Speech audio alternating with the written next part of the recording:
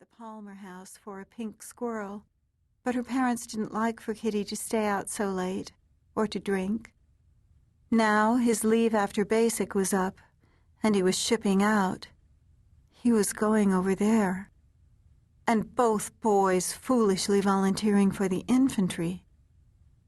Kitty rose up on her elbows and again whispered Louise's name. A moment, and then she spoke out loud. "Hey, Louise?" Nothing. Kitty fell back and rested her hands across her chest, one over the other, then quickly yanked them apart. It was like death to lie that way. It was how people lay in coffins.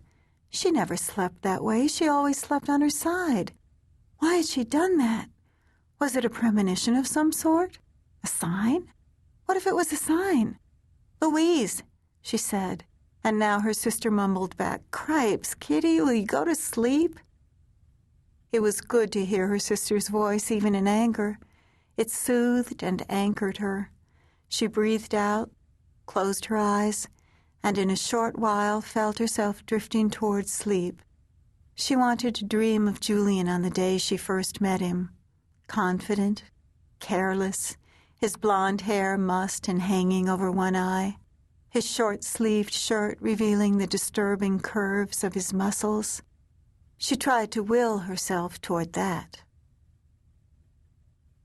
People were packed in so tightly at Union Station that Kitty had to hold onto her hat lest it be jostled off her head and trampled.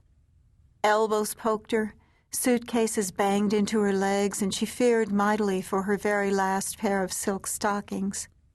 The noise level was so high, Julian had to lean in toward Kitty and practically shout to be heard.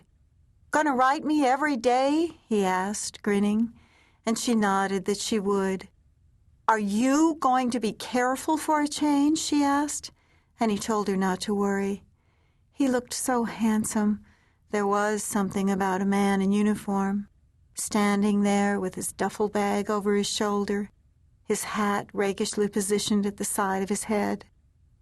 Earlier that morning, Kitty and Julian and Louise and Michael had taken a Green Hornet streetcar to the train station and then breakfasted together at Fred Harvey's. Both men ate every bite of food on their plates, but the sisters could hardly swallow their coffee. Now it was time to say goodbye. Julian was on the 8:11 to San Francisco. Michael would leave just a few minutes later, on his way to New York City. "Board?" the conductor cried, then made his announcement again, more urgently. "Okay, kid," Julian said, "I guess this is it."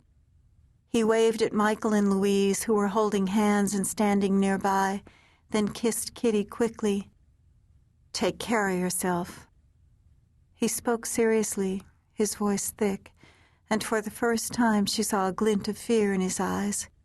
She stepped back from him and made herself smile brilliantly. She tossed her black hair and stuck out her chest. Already she knew how she'd sign the first photo she sent of herself. Hi, Private. Louise was holding on to Michael and crying her eyes out, though she and Kitty had agreed not to do that under any circumstances.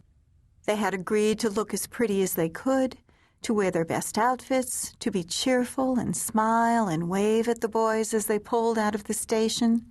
They had agreed it was their patriotic duty to behave in this fashion, and they had vowed to help each other be strong. But now Louise sobbed as Michael pulled away from her and ran for his train, and finally Kitty pinched her to make her stop. "Ow!" Louise said, and pinched her sister back. "Is this what you want him to remember?" Kitty asked. Louise wiped at her nose with her sodden hanky. "I can't help it." "You can," Kitty told her angrily, and then looked at Julian's train, where she saw him hanging out a window and motioning for her to come over to him. He was packed in among so many other men, all those boys with all their caps, sticking their heads and their arms out the windows, but she could have found Julian in the middle of 10,000 men. She ran over and grabbed his hand. "Goodbye, Julian. Be careful. I mean it." "I will, I promise. But, Kat, listen, I almost forgot. I need you to do something for me."